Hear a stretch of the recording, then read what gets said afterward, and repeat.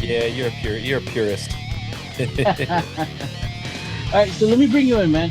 All right, so let's start this off real quick. Welcome back this week, Film Noobs. I know we've taken a little break, and only because if you've been following us so far these last couple of weeks, we've been working on our feature film, which we are still looking for donations. So, feed a starving artist. The links are below on all our media. Follow us Triple T or Texas Tales of Terror guys. But moving on. So this week, actually, we wanted to go back to our normal broadcasting, as you want to say. And I wanted to bring in somebody who is moving, I guess, the way we think of how streaming is for, especially for indie filmmakers. Brian, if you want to introduce yourself a little bit. Yeah, no, thanks for having me. My name is Bryan Louzil. I'm the VP of Business Development over at mometu.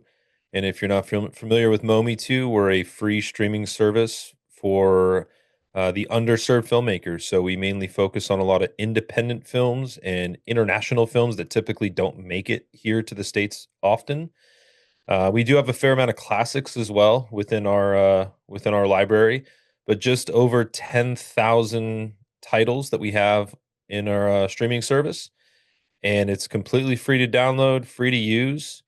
And the coolest thing about our platform is that our team does all of our curation by hand. So we actually all of our titles that we have, they're all done by our team. So everything is that you see on our platform is not done with AI, and we just want to make sure that as many of the films, especially different types of films that you're typically not into, get presented to you, and then you also get the chance to kind of see them. So that's kind of me in a nutshell. But there's a few more layers to it, but I'm sure we'll get to that. Yes, sir. Also, you are the founder of Mometu College Film Festival. I think your third year's going on soon, right? That's correct. That's actually we're in the middle of our third year right now. So the festival actually started back in June 1st. We had 83 films from 38 different colleges and universities. So these are all short films made by film students, Yeah. and they were up for an entire month. They're actually still up on our platform, but they were getting kind of graded during the month of June. We had 22 judges that were grading all seven Oh, categories. wow. And then we took their remarks and we got our seven category winners. So those seven category winners are now have been invited to Hollywood to have their films screened on Sunset Boulevard at Harmony Gold Preview House. So on July 26th, coming up soon, 2 weeks, less than 2 weeks, Yeah. those seven films, those seven winners are going to have their short films screened at Harmony Gold, and we're going to do a whole red carpet thing for them. So we'll have Athena Crosby, who's the reigning Miss World America. She's going to be doing some red carpet interviews with the students, as well as some other invited guests that are going to be coming through. Whole red carpet, pictures and all that fun stuff. We'll have just a celebration time for them, screen their films, and then they're going to get to do a Q&A afterwards on stage, which is great too. Great experience for them in their young careers. And then there'll be some additional prizes coming about soon as well. So the cool thing though is that we've been able to partner with TCL. So familiar with TCL televisions, TCL has come on as our best picture sponsor, and is also giving away a 65 or 75-inch TV for the winning Oh, wow. student. And there's a bunch of other prizes as well. And the coolest, I think one of the coolest prizes, at least, not like the highest award, but one of the coolest prizes is that one of the short films is actually going to be chosen by a company called Insurgents, and they're going to be developing that short film into a feature film. And that student filmmaker gets to direct the film as well. And then we'll premiere it on Momi the following year. So Dude, pretty awesome. I'm going to school for my PhD, so I'm gonna submit my listening to this. I'm gonna Yeah, submit my that's film awesome. to you. Yeah, you got to make sure if you're in school still, it doesn't matter where you are. Actually, the person that won best drama this year just got his master's at a master's in editing at Chapman, and Really? he's 42. And so Dude, we have people from, the early on stages. They're like 18, like freshmen in college to masters programs. We had a guy that submitted a film, unfortunately got disqualified, but dude was in his like, I think he was like 65, 70. That was just finishing film Really? school because it was one of the things he wanted to do. He wanted to make sure became a filmmaker. And so it was past our 2 year threshold. He had been in post production for quite some time. So He sounds like yeah. most of us.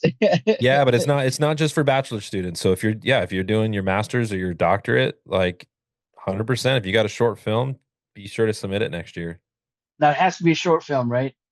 It's got to be a short film. Yeah, we're just doing shorts from Okay. 5 minute minimum to a 30-minute maximum.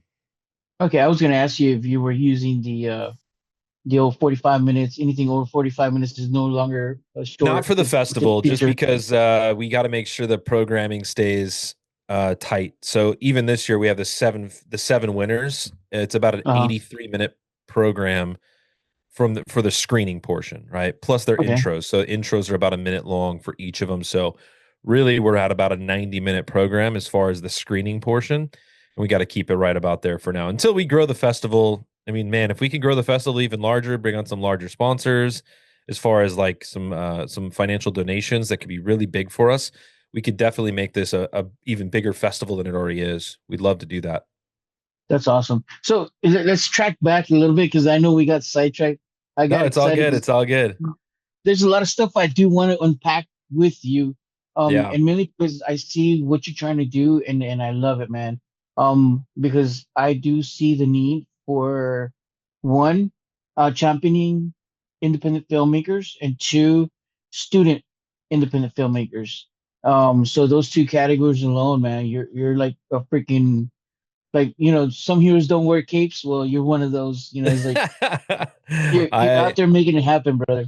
the only cape I wear is my dad cape. That's the only one I wear. Outside of that, I'm just doing this because I love it. It's my passion, and I really do enjoy it. And my father was a filmmaker, so like just giving, looking back to when he was a film student, if if Mhm. if someone gave him this opportunity when he was a film student, I mean, my life could have been different. So just knowing that the the potential that this has to, even if it doesn't make like a massive impact as far as like financially or career wise, even if it just builds some confidence for some younger filmmakers, and I say younger in the main in the means of like younger in their careers, Yeah. like that's all it is. I mean, we had after one of our first film festival back in 23, we had a film student who had been turned down by 9 different festivals with his short film, never got accepted into one. And so we accepted him into ours.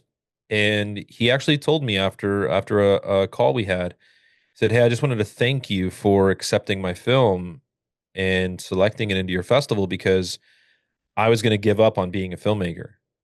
Oh, wow. I hadn't been accepted into a single festival. No, granted, I don't know what festivals entered into, and I don't know how hard they were to get into or what, did he reach out and do all the stuff, the extra stuff it takes to get into a festival, not just submitting your film. Sometimes it takes a little extra of like, making sure they remember your name. So like following them on social media and tagging them and stuff and maybe even reaching out to them via email or follow-ups, whatever. There's some things you can do to get into festivals, but um to have that impact to where he said, "Hey, I'm going to continue this journey as a filmmaker now because you selected my film and gave me a little bit of confidence." That's that's a win for us. Like there's a lot of other stuff that we want to accomplish, but I mean, that alone it makes it worth it. No, I hear you on that one. Because I teach, so to Oh, see cool. some of these young spuds kind of have that aha moment, and Yeah. they deliver that one piece, and it's not the piece, but it's that piece for them at that particular time, and you see where the effort went into, rather than, oh, I checked out the red, and Yeah. yeah, okay, it looks pretty, but there's no depth to it, Yeah. as opposed to somebody who's really put in the time and the care. And I'll tell you a little quick story of sidetrack. When we used to do our festival, I had this one girl. She was 13 years old, and she did her film, and she wanted to express what she was feeling inside. And what she did, she took a bunch of her dolls and she did a full feature film as a high schooler with her Wow. dolls, and she would voice the different voices because she was like, well, I'm bisexual or I'm gay, I'm broke, but I want to tell my story, and nobody wants to help me. And she was frustrated, but she did it that way, and I was like, it's not good. It wasn't shot well, but it was shot with a lot of love and a lot Yeah. of intent to where you're like, wow, I see your story. I hear you. You know what I Yeah. mean? And look, that's a lot of the times what filmmakers need to do. Just turn a camera on and just go. Because it's not about necessarily, you know, filming something in the highest quality.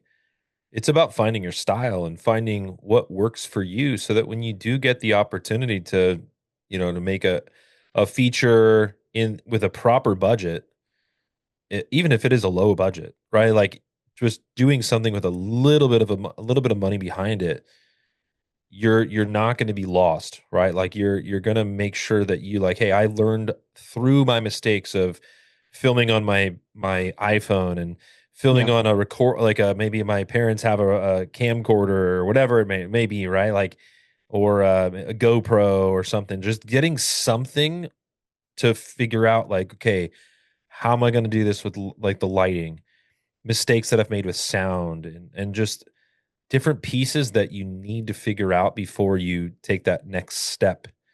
Because we just unfortunately see so many films that get submitted like features, and you could tell, like, man, if they had really just spent a little bit more time figuring out those little details, this story could have been amazing, right? Like, Yeah. everyone's got a story, but it's you got to take care of all those little other pieces too to make sure it really pops. But that's great, dude. 13 years old doing a feature, phenomenal. I'd love to see Yeah. that. Like she was one of the only high school students that I had seen submit a feature because for some odd godly reason we wanted to open up features. I was like, well, maybe there's a high school student out there who went above and beyond and shot a feature film, and lo and behold, she was it. And out of the 3 4 years that we ran ours, that's the only time I ever saw a feature film by a high schooler that it just blew me out of the water. And yet it wasn't the perfect film because it wasn't. She still had a lot more to develop, but at her level, Yeah, her story came through, and I was really impressed with that alone. that's incredible. That's cool, man. But yeah, that's what we're doing at the festival. That we're just trying to give voices, trying to do that, just to give these younger filmmakers an opportunity just to have their films be seen. I mean, they're up on our streaming service for 30 days during the competition portion of it, and then they're still up on the platform. So if you guys, anyone around the country that's listening to this or watching this, if you're tuning in, you can go to our homepage and find the Momi 2 College Film Festival icon. It's like bright yellow and kind of pink and black, kind of a What's the 90s homepage? theme. So it's on our streaming service, Momi 2. So if you're Um, familiar with, if you go to just type in you can see my hat, Momi 2. dot Or com, if you're just listening to it, it's Mometu, stands for more dot for com. me and you.com. Momi2.com. You can go to the website, or you can just type in Momi 2 in your search engine on your phone, like your app store, or you can go to your television, go to Samsung or Roku or Fire TV, type in Momi 2. The app is there as well. That's where we prefer you to watch it, is on a TV, because you get the real experience there. But you can go download Momi 2 and check it out, and you can see all 83 of these films up right now until July 26th. Nice. Now you said, and I did catch that when I was looking on your link that you sent me. The streaming platform is pretty much one that you can get through like Roku, Yep. and Fire TV and all that stuff. What got you, or what made you go that direction versus like, oh, I have my own platform, I have my own, web browser. I want to be a dedicated, like Tubi or whatever. Well, that's what we are. That's really what it is. We're very similar to Tubi. So if you have Tubi or you use Tubi, Momi 2 is very similar to that. So we're a full-blown streaming service. We have over 10,000 titles like movies and shows, documentaries that you can go watch right now. It's again, you can download it for free, you can watch it for free. It's just all ad-based, very similar to Tubi, very similar to Plex or Pluto if you use those. Very similar realm. The only like our major difference that we utilize with Momi2 is that we mainly focus on the underserved content. So a lot of the stuff that you're going to find on Momi2 is stuff you've more than likely never heard of, or if you have, maybe it's because you skipped over them on a different app. Uh, Yeah. we do have some bangers though. I will say we have some really quality content as far as indie content goes. We have some real quality international content. If you're into Korean films, we have a great Korean kind of a hub within our genre and niche section, or we call vibes. And you can get into that. You can find some stuff from Australia. Like we have an incredible kind of Britflick. rom com on there called Standing Up for Sunny. You can that's an Australian rom com with RJ Mitt from Breaking Bad. He played Walter Jr. in Breaking Bad. We have some Okay. incredible films from like the UK, stuff from all over the place. But again, it's going to be stuff that it's more so the underserved content on other platforms. And we don't use algorithms. So our platform looks the same for every single person that uses it. It's just a matter of us actually serving you content you never knew you liked, never knew that existed, because an algorithm or a profile would have never presented it to you. I'm checking you out. So if you see me looking to the side, it's because Yeah, I no, got it's you all pulled up good. on my second screen because I'm going through some of this and yeah, you have like it's curated to where it's very similar. Like you said, it's very similar to most of the other platforms where you can see like Timex Classics, um, the High Noon Heroics, which is pretty much all your cowboy movies. You Hmm. know, your horror flicks. I like the one y'all had. Was it Brit flicks? Britflix, So yep, the our UK yeah, stuff. you, And if you're watching that, if you go on there, you can literally go to click on the tab that says movies. Should be if you're on the website, it's going to be at the top. It's like the top bar. okay. Click on movies, and then you're going to be immersed in a little section that has genres and vibes and also international collections. Yeah. And then you can click into a world. So click into any of those worlds. Just click any of them: horror, comedy, black cinema, Korean cinema, whatever you want to get into. And then when you click on that, you're just in a world of only that type of content. Nice. Yeah, so it's really easy. I mean, I'm going through y'all's platform and it's relatively like really easy. Not That's cool. You're relatively, doing it it's in real really time easy. too. Yeah. I Well, because love I it. wanted to make sure and I had been on it before and I just quickly browsed it, but I wanted it Yeah. because we are talking about it No, we're because live. I I had mean, a question. I love that we're doing this live. This is so cool, man. So yeah, just And it's a and great experience for those for just you get to a point where you're on other apps and sometimes you're just like, there's nothing new. I've seen everything, whatever, right? yeah, And this becomes an opportunity where you can fall back on Momi2 as a maybe a secondary option, as your Momi2 could be your number two, and just be that option where you're like, hey, let's check out what's on there, or maybe you're just looking for some unique stuff that you just never seen. I mean, we got some really cool films, and if you scroll down enough on the homepage, you're gonna find a curated section which is just for some highlights. So you're gonna find a section that has uh the lobby intros, which is what we call them, or classic intros, which are okay. done by a guy that we work with. His name is Harry Marks. He's on TikTok under at lobby intros, and he does these like 3-minute classic movie introductions, very similar Oh, to okay. kind of the old school TCM ways of doing them, like with Robert Osborne. So he does those Yes. for some classic films. We have this girl Sierra Nowak who does our movies of the week. So you go in there, it's Momi 2 movie of the week, and that's like I think this week is The Odds, I believe, which is an incredible uh two-person film that like they're just in a room together, and it is like 2 hours long, and it goes by so smooth. The writing's incredible on that film. But again, one of those films that just kind of went under the radar and no one really heard about or knew about it. And so we wanted to promote it. And then we also have our podcast as well. So I actually host a podcast also, which is a lot of fun, called the More for Me and You podcast. So if you look up More for Me and You, or if you look up just Momi 2 podcast, it's on socials as that. You can find us there. And that's something I really love to do as well, which helps bring light because we do some like small kind of spoiler free movie reviews on there, as well as some interviews with each guest. And we kind of highlight a different movie that's on Momi too that my guest picks every week. It's actually really fun because I That's have no cool. idea what they're picking, and I get to watch a lot of movies that like I more than likely never would have clicked on. So it's even now with is my own service, it's kind of cool. now is this movies that you have already on the service or something that? Yeah, Okay, okay. yeah, yeah, I was gonna yeah. say it's like, So this last week, this episode that's coming out this week was with Philip Barb.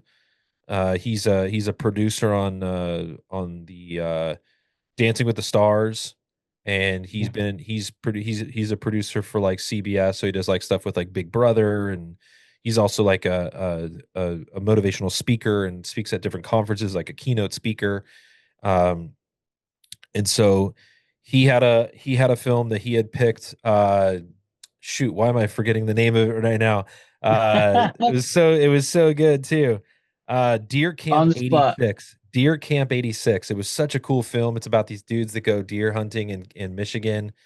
They filmed it during COVID, like under 100 grand. And it's the same director. So the director that did God's Not Dead, Uh-huh. what's his name? So but for this, because it was during COVID and he couldn't actually say it was him, Harold Crunk. So Harold Crunk went by a pseudonym for Deer Camp 86 because it's not a typical film he would make.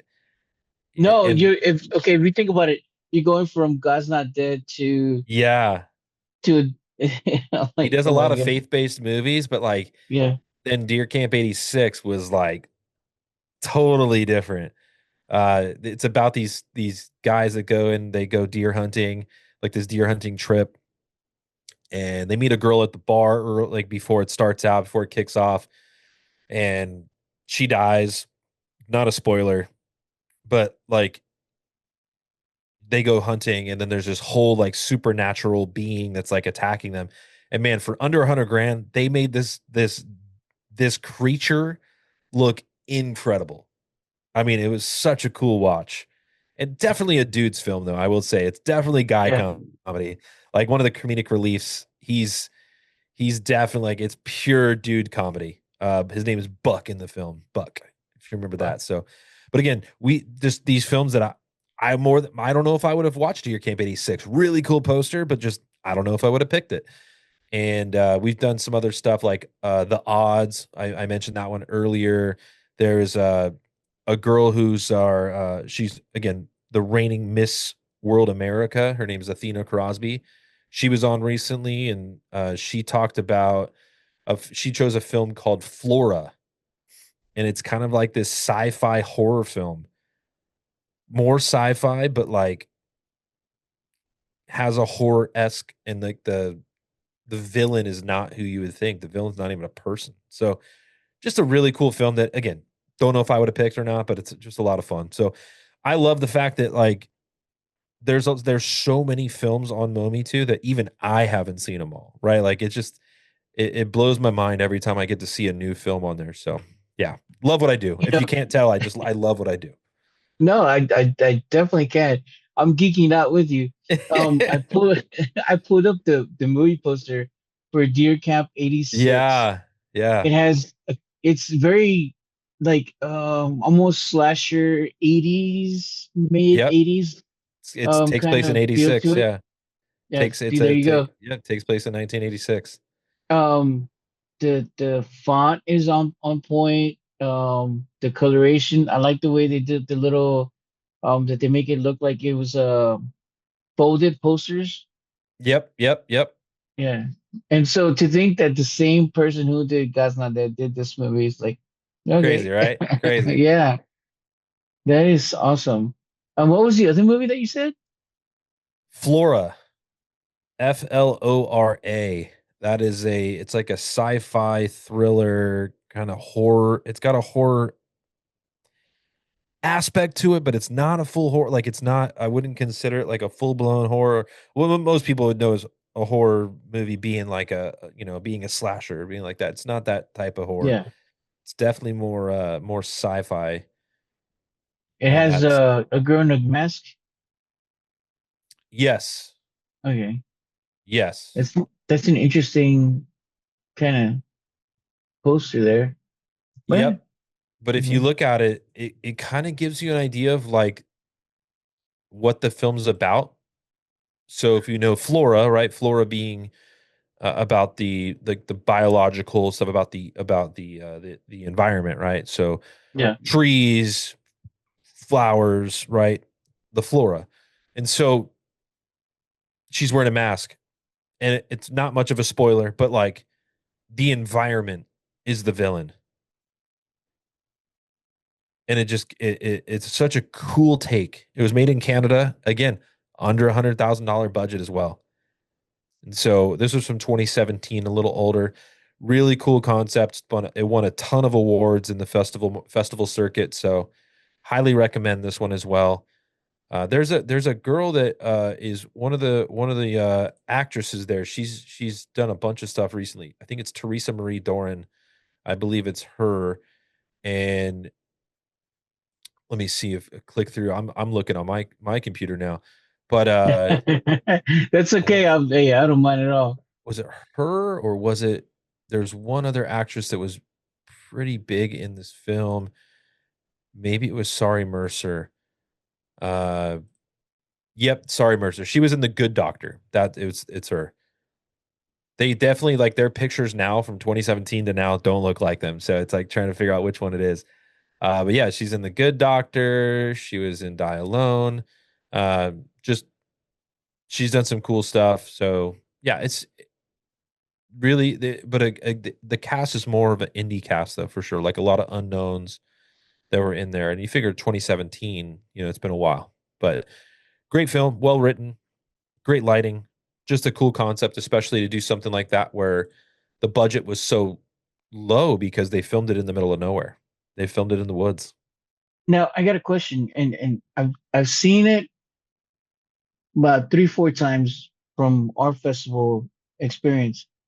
When you see one of the films who made it, who got picked up for on your festival, later on you're like, oh man, dude, I see that DVD at Walmart, or oh man, dude, they're actually, trending on Rotten Tomatoes as indie, whatever, you know what I mean? Yeah. And you see how they've progressed on that, independent film journey to where they're now getting looked at by a lot more people than just your festival. And you're like, did I have something to do with that? Maybe, Yeah, I mean, I we haven't been around long enough for me to like to because obviously we've only done we're in our third season, so it's still quite new in that regard. But there have been some little wins here and there, like so there's a young lady who just was actually just on the podcast recently. Her name's Tatiana Navarrete, and so she made a film. It was in our first festival.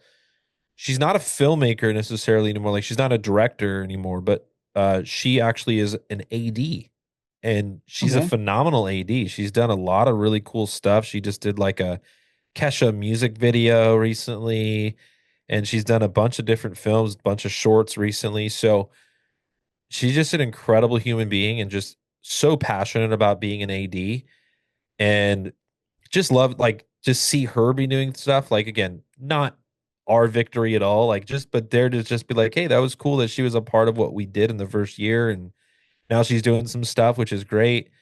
um but I think as we go on a little further, right, we get to like maybe year 9, year 10, we'll start to have those moments of like, look, that person made their first feature film, right? yeah. And it'd be kind of cool to like, yeah, maybe they remember us, maybe we were part of their story, that winning our festival, maybe winning best picture or whatever it may be, or winning our producer's pick, which is a great award, could be the reason why that just kind of gave them a little bit of a bump right at the beginning of their careers. So Yeah. I had Dan Mervish on our podcast recently, and Dan Mervish talked a little bit about if you don't know him, he's one of the co-founders of Slam Dance. Okay. And Yeah. Dan Mervish talked a little bit about the people that have been through the Slam Dance kind of vibe. So Christopher Nolan, the Russo brothers, Bong Joon-ho. And so like a few people that have kind of come through the ranks at Slam Dance. And if it wasn't, he's not going to, he said, he's like, we can't take all the credit, but the fact that they went through Slam Dance and like won Best Picture at Slam Dance or something, because in order to get into Slam Dance back in the day, you had to have been turned down by Sundance, was kind of like the premise of how they created Slam Dance. And so they did it in the same city. They used the same facilities, everything, and they created that as kind of a jab at Sundance for turning them down. And it's a really cool story. So I think that's like episode 14 or something of our podcast. Dan Okay. Mervish's story on that is incredible. So definitely take a look at that episode. Such a cool story how they created that festival. But again, we just had Christopher Nolan who just had Oppenheimer, right? It's like Yeah. and Inception, right? Like I mean, it's like that dude didn't make it into Sundance. It's wild to think about that, right? So It is. I guess even part of it for some filmmakers listening in is like just keep going, keep making films. You never know when that opportunity is going to come, and you're going to meet the right person and build the right relationship that's going to get you that next level. So And you are right. It is about relationships. But with that said, let's take a little break. I'll be back with the second half of our podcast, and only because we're using Zoom, we're back to the old school format here on Film Noobs. But I will continue the second half, and we'll close out. Well, even though we still have so much more to talk with Brian, because the conversation we could keep going on and on and on about filmmaking and filmmakers. So stay tuned real quick. We'll be right back in like 2, 3 seconds for those of y'all listening or watching us. For me and Brian, it's gonna be like 30 minutes to try to figure out how to get this working again. All right, guys. So stay tuned real quick.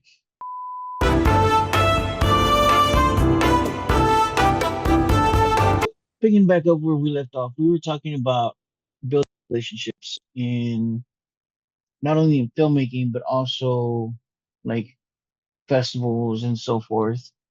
Because I know you had touched on it earlier when you had talked about how, in a way, how to get one of the ways to get yourself into a festival is by connecting with the programmer, um, or following them on Instagram, saying, "Hey, I'm here." Um, does I don't want to say does it work because it does kind of work, but at the same time, do you want everybody to be hitting you up, be like, "Hey, Brian, check out my film," because I know you get hundreds of submissions, and if everybody was to follow your advice, you would get like hundreds and hundreds of spam messages every day, being like, "Hey, bro, check me out." for sure, you got to think of it in a way though that not everyone's doing it though. So just because I'm mentioning it on your podcast, let's just say we have 10 filmmakers that are listening right now, just for just easy numbers. Of those 10 people, I'm going to guarantee you that probably only one or two of them are going to follow through with taking that advice, because most people don't like to go out of their comfort zone. Most True. people don't like to take the extra step of and making that extra step of effort.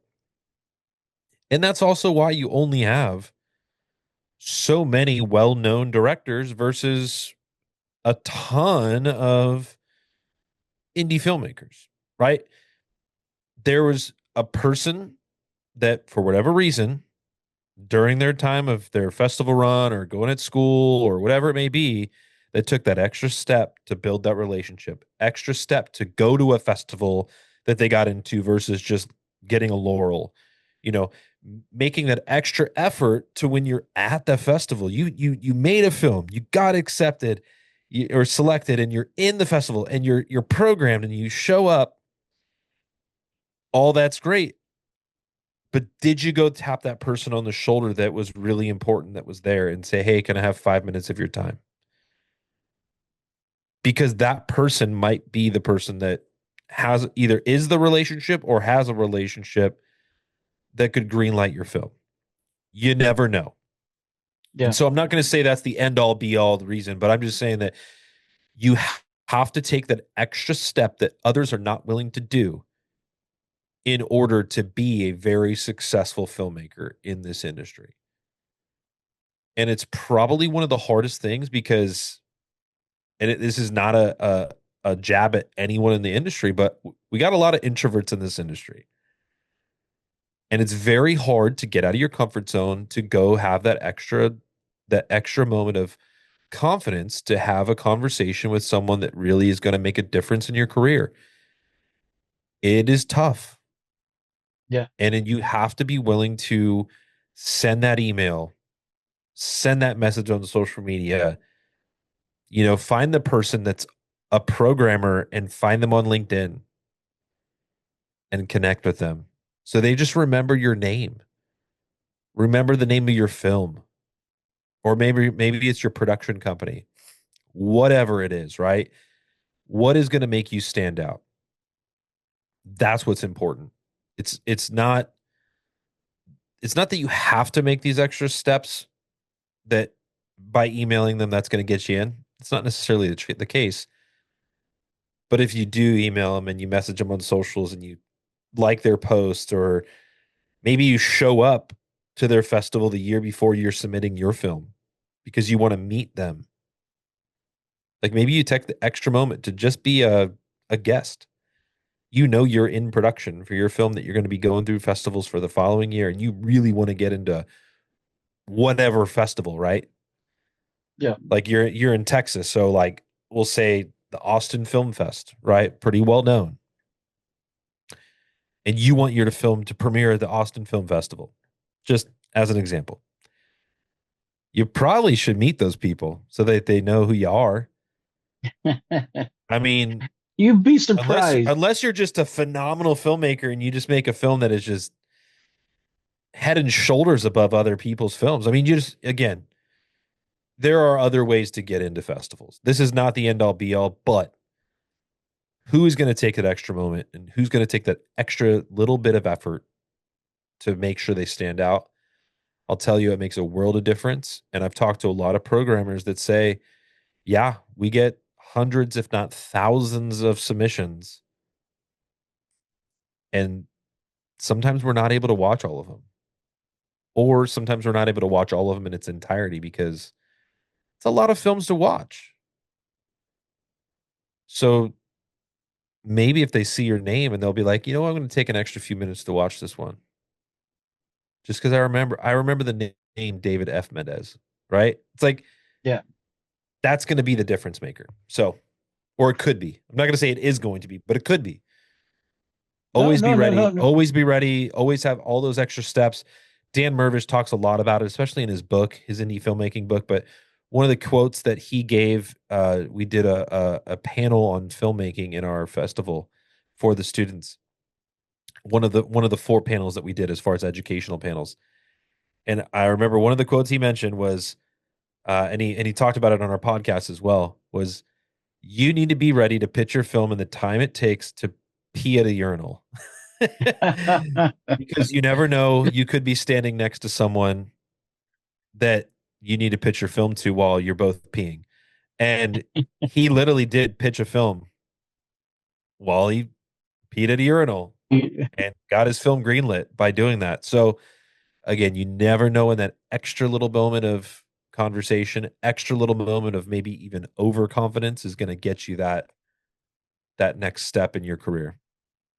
No, I mean, I will agree with you because I've noticed, and this is something I had told a lot of my students when I made my first feature film. It wasn't that I was set out to make my first feature film, but when I did it, and I started going to festivals and I started getting to know people and meet people.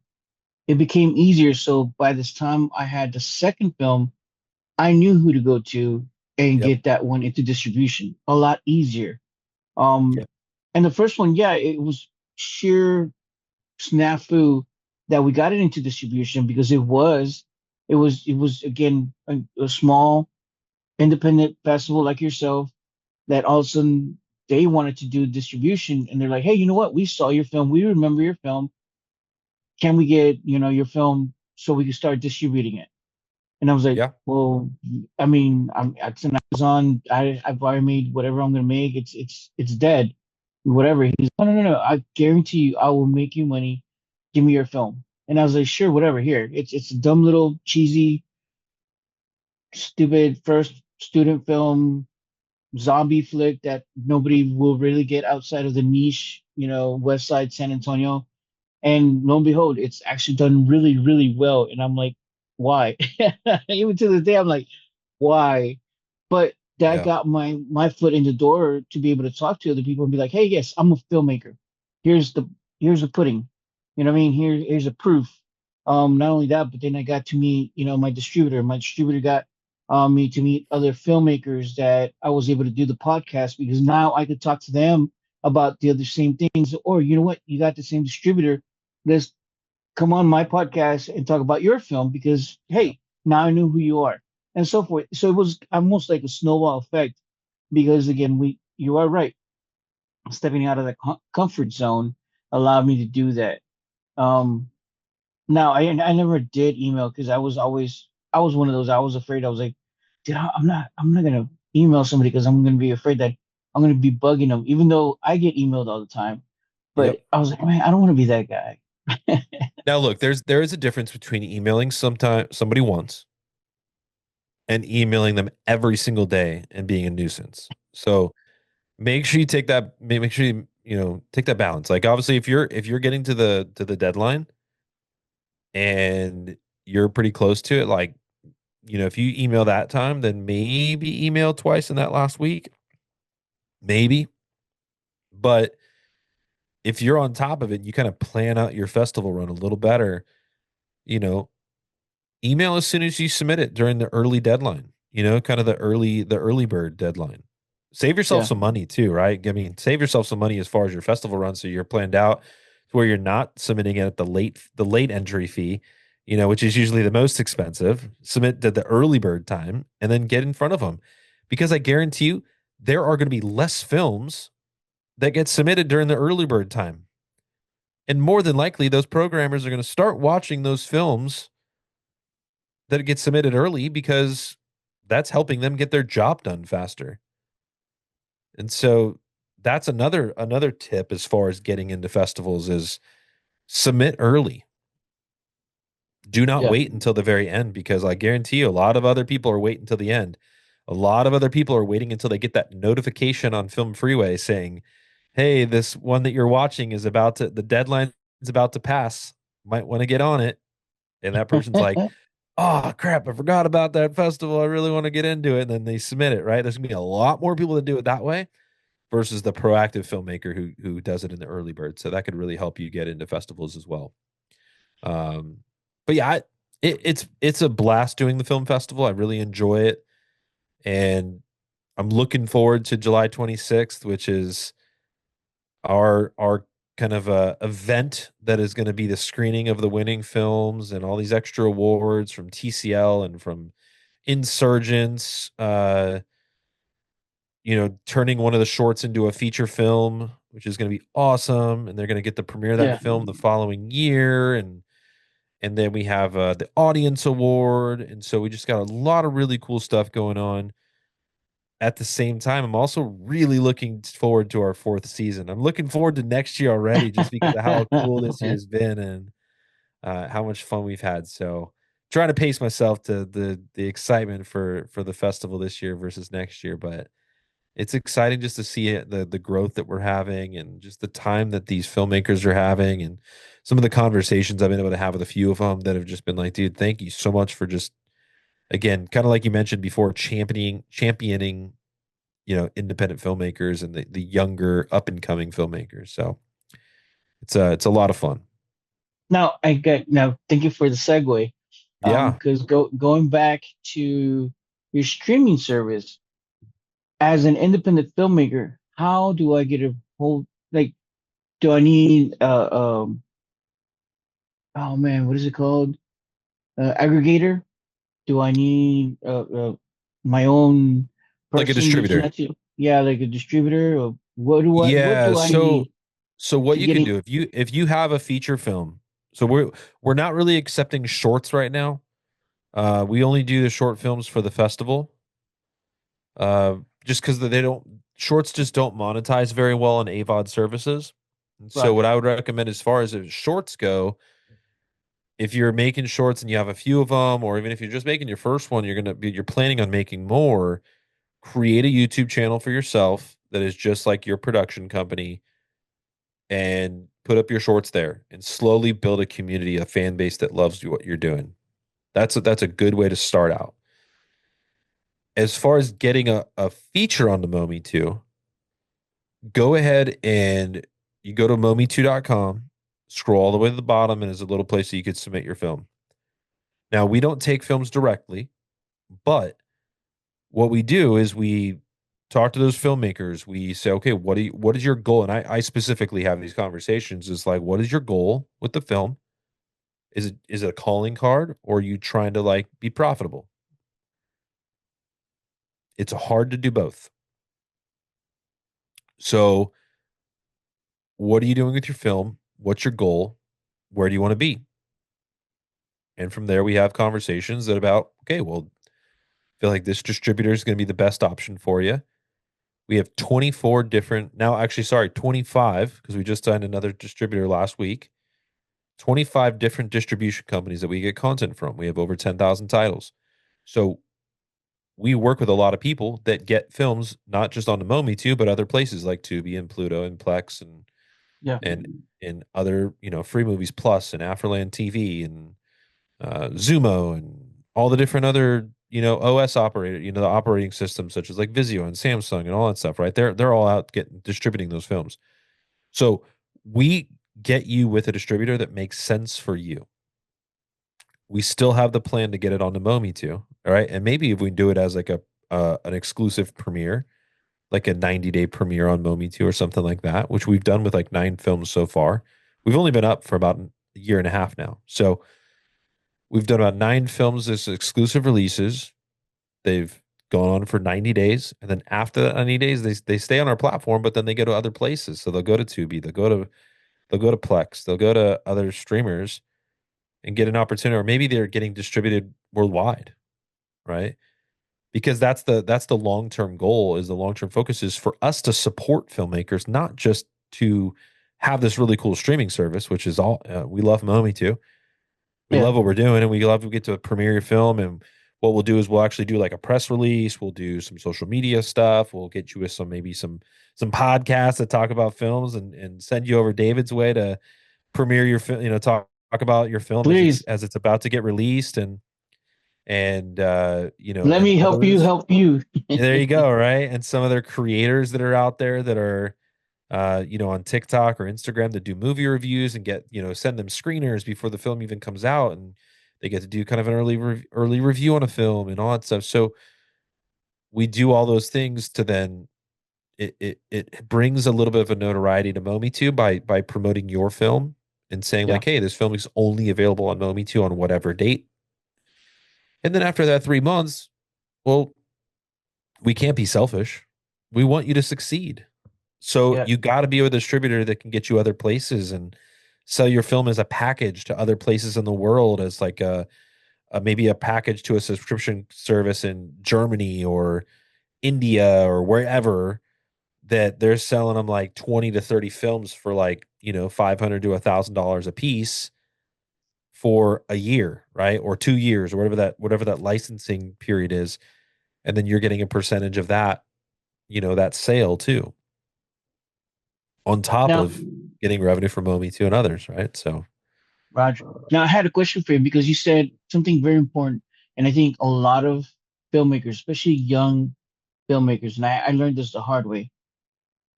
When when you put your movie out, you have to distinguish whether it's your calling card or whether you're doing it for profit.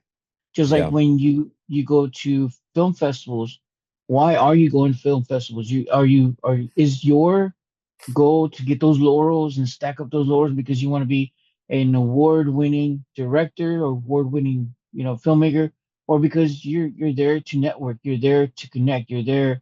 So there's differences in how you address or how you go about doing business. Because at the end of the day, and I'm glad I had again a fellow filmmaker come in here and talk about the business of filmmaking because as creators we never talk about business. It just Yeah. it You we have to. don't. You have to. You have to. It's Yeah. especially now with this big the kind of indie boom in a sense, right? Like this is the time for independent filmmakers. You have to understand the business side of it though. You have to. If you don't, you're going to get left behind. Yeah. Or you're just going to be at the mercy of whoever you partner with for your business, like that side of things. Understanding the business side of things is so important, especially as you get into like, doing into, if you're not doing the indie route, maybe you're doing like a ultra low budget SAG, you know, or low budget SAG film like under 300 grand, right? And then you got to understand like all the SAG rules and understand the permitting and all that aspects and like how are you getting your funding, your how are you financing the film and understanding like payment plans and or interest or hey, that person's going to finance your film, they're going to give you 300 grand, well they also want a 20% kicker on it too, Yeah. right? And what Like does that mean? and how does that get paid back Yeah. and who's on the line and like you sign a deal and then all of a sudden like they're coming after you to like mortgage your house and like whatever because you didn't pay back that loan, right? Like so there's a lot of things to understand from the business side of things that you need to know. Even like insurance and stuff is when you're selling your film off and music rights and making sure you get the proper rights for whether it be images or music or whatever it is, right? Like you need to know the business side of things. There's so many aspects, and I can't even say that I know them because I'm not a filmmaker. Like I right I run a streaming service. It's but Yeah. there's a lot of filmmakers that understand this business side of things, and you have to, and even ways that you can benefit from them as far as like tax credits and where you're shooting your film and all that stuff. Like there's so many things you need to understand. You cannot just be a creative. And at this point, right, being a creative is great, and you have to have that ability. But if you're not understanding the business side of things, you're a step behind a lot of people. I'll just Yeah. get that. Now So let's go back to that question that I had, and I'm glad you focused on that again and highlighted that for me. But reiterating what you said earlier, you have to understand which avenue you're approaching, whether it be 100%. a calling card or Yes. I need to make money because I need to make more movies, and it's not going to come out of my ass. It's not going to come out of my mom's jewelry's already pawned, whatever. But Yep. you need to maintain because it's expensive. It is. What I would recommend is use shorts as your calling cards. So make a short film. Don't expect to make your money back. Short films are very, very, very hard to monetize. Yep. So like no one's right now, not many people are buying films, like feature films. So just know that shorts are not being no one's buying shorts.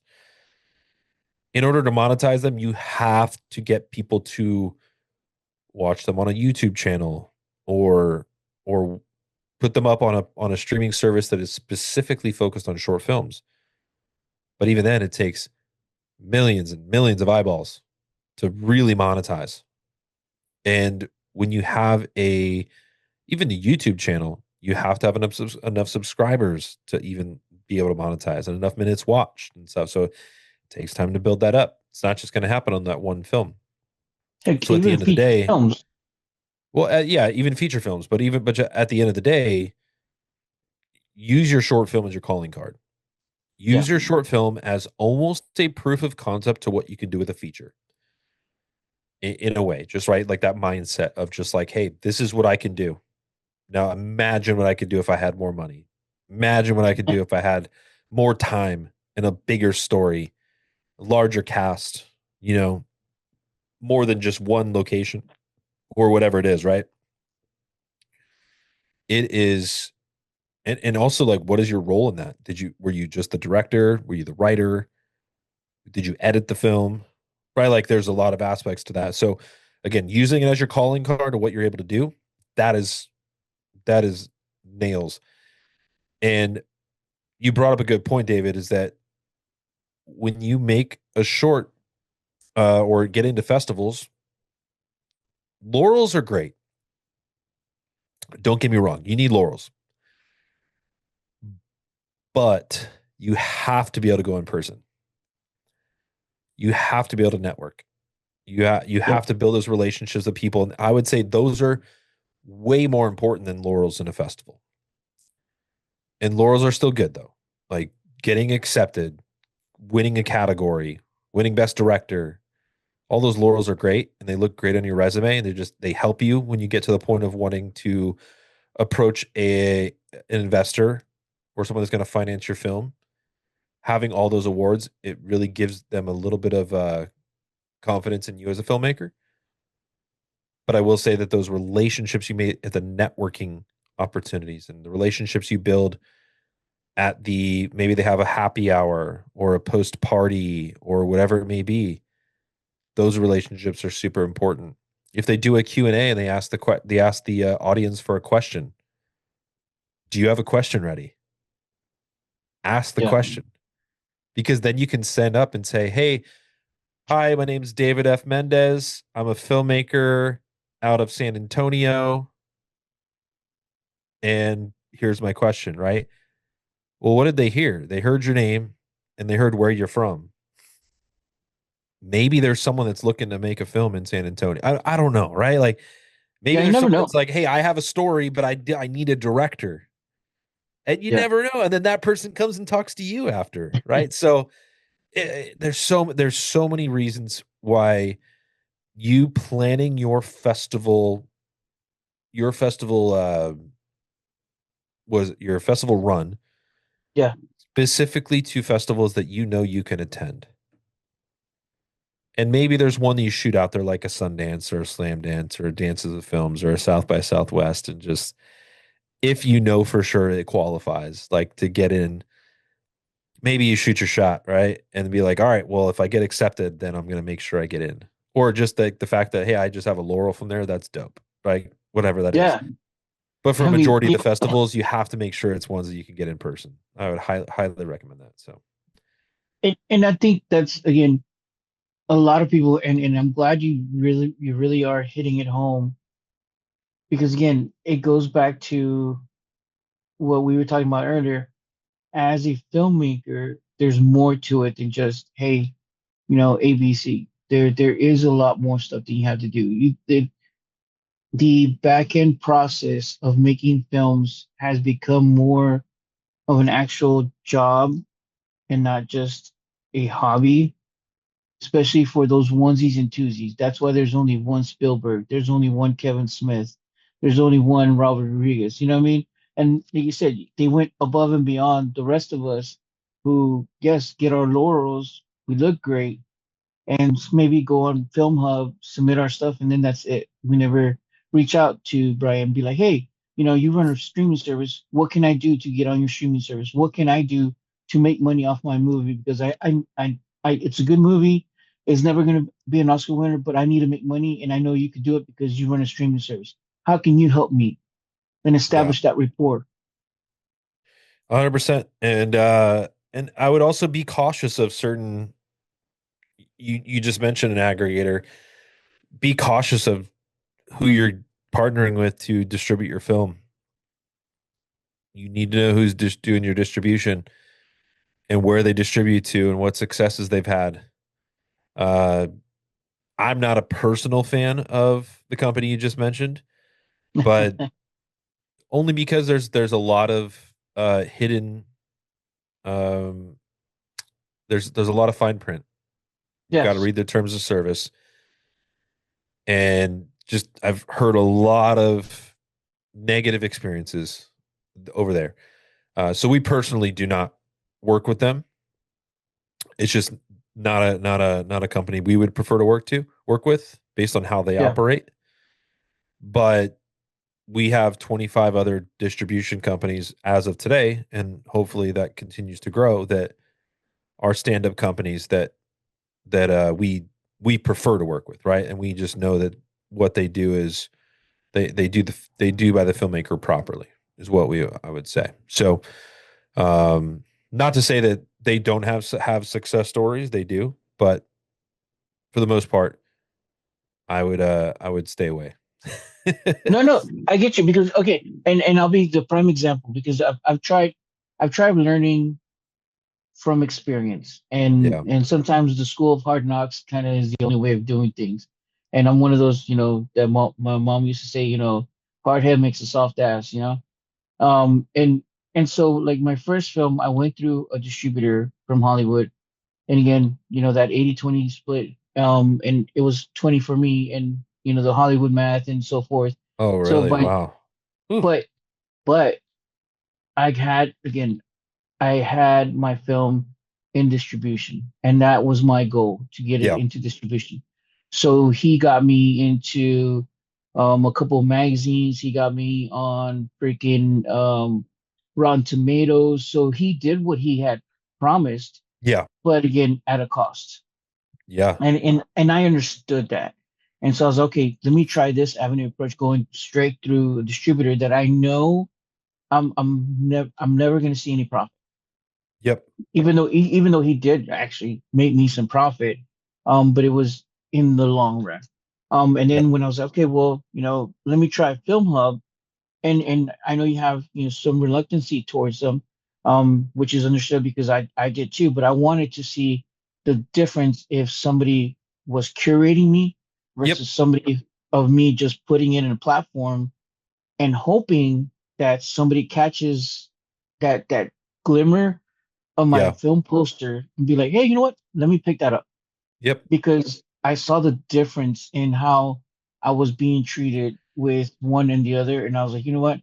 I need to go back to somebody who does curate me and understands that this is my film and these are the channels that will take my film versus I'm here, I'm one of thousands, and Yeah. hopefully I'll get on Tubi because that's one of the major platforms that picks up anybody, or Amazon because it picks up anybody. But then I'm making 3 cents an Yeah. hour on Amazon, and I'm like, okay, so where's the win-win for me as a filmmaker? And I'm glad again, like I said, you're bringing in home the fact from your perspective as an actual, you know, curator of a streaming platform. That hey, you know what? You watch who you go through. It's very important. It is very important, and we're happy to if you are a filmmaker and you're looking to get distribution, especially if you want to be on Momi, we're happy to email us, and we're happy to guide you through those conversations and introduce you to some people that we know can get done what your goals are.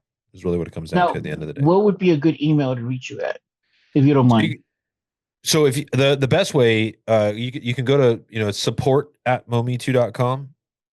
But if you go to our website, so just go to momi2.com, all the way at the bottom, there's a place that says submit your film, Hmm.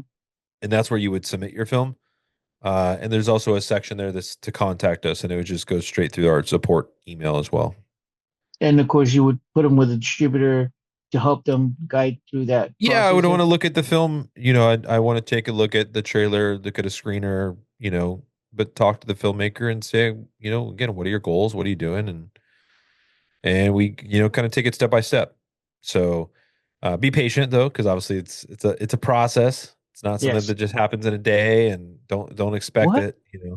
We're dropping everything Like, we're doing to all right. help you out. It's like, hey, we're gonna help you, but just be patient.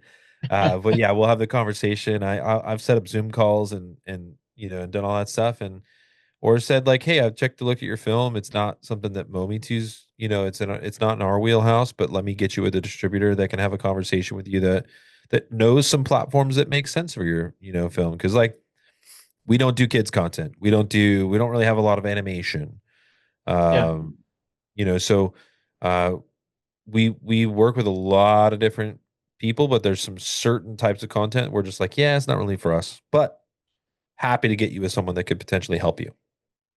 Of And course, that's our as goal, long is as just yeah, build that relationship, and hopefully down the road people are to understand that, hey, Momi 2 is not just a streaming service. We are also here to help those filmmakers, bridge those connections, and get the right representation that they're looking for, and also, hopefully make some money on a platform too. nice, nice. Well, Brian, I noticed I'm running out of time. Like as far as our hour goes, Yeah, yeah, I yeah. do the conversation that we've had, a lot of great information, and I'd love to have you back to continue talking about, especially because filmmakers and the business of filmmaking needs to be focused. And a lot of times we don't do that. Have that honest, heart to heart conversation between a distributor or a streamer and a filmmaker. So I think if we could continue that, that'd be great. But now, where can we reach you? Any shout outs, any last minute, call outs, whatever. The platform's yours. Yeah, no, I've mentioned a few times, at least in the first section of the podcast, the first segment, if you will. But yeah, you can reach us first of all via our app. So if you're looking for some just great content, go download Mometu. So that's Mometu. If you're gonna forget that, if you don't write it down, it stands for more for me and you. So Momi2, go to momi2.com or go to your app store on your smart TV or on your phone. Download Momi2. It's a free download. It's free to use. There's no subscriptions, and we're never going to change that. We're always going to keep it for free as long as I'm running the company. Nice. If you're looking to follow us on social media, which is where you can find like different things such as like our movie reviews, like our highlights and our movies of the weeks and our classic movie intros that we do with Harry Marks from TikTok on at Lobby Intros. He's really cool too. But if you want to check us out on social media, easiest way is that Momi2 is free, right? So it's just at free Momi2. Very Nice. easy way to find us on TikTok, on Instagram, on Facebook. Someone actually even recently built us out a Reddit page. So if you're a Redditor, go to Nice. it's at Momi2TV. Pretty cool. And then if you're looking to even follow us on YouTube, it's the same thing there. It's youtube.com/ at free Momi2. Just type in Momi2 and you can find us on YouTube, which has a bunch of trailers and different highlights and such that you can find if you're looking for a specific type of movie.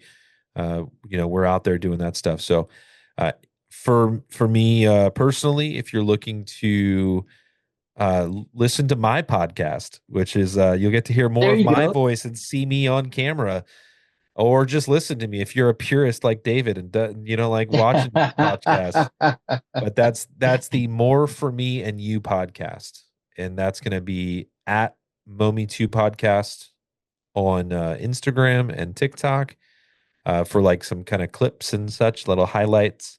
But you can find us, the actual podcast, you can find it on YouTube, you can find it on Apple or Spotify, and watch or listen. We do a new episode every single week, and it's just with different guests in the entertainment industry. So you're going to have directors, producers, actors, comedians, musicians, executives, all throughout the entertainment space that I talk about their journeys. We play some fun games throughout the time, and then we also do a quick little spoiler-free movie review on a film that can be found on Momi too.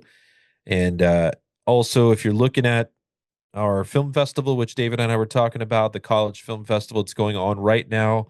And especially if you're listening to this before July 26th, if you're interested in going to our film festival in person in Hollywood, it's the Momi 2 College Film Festival.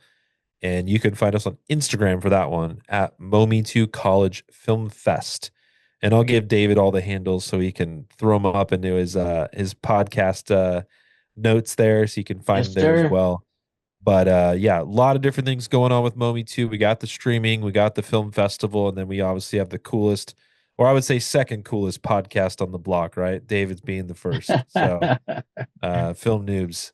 So Right. yeah, appreciate you having me on. It's been awesome, and glad to meet a new friend in San Antonio now. And if you're ever out in LA, let me know. We'll make sure we get together, break some bread, and have a good time. Brian, thank you so much, man, for taking time out of your busy schedule. I know you have so much going on, but I do appreciate it. And again, for everybody who is watching and listening, you could always check down underneath in the information bar. We'll make sure we post all his links, so you click on over there.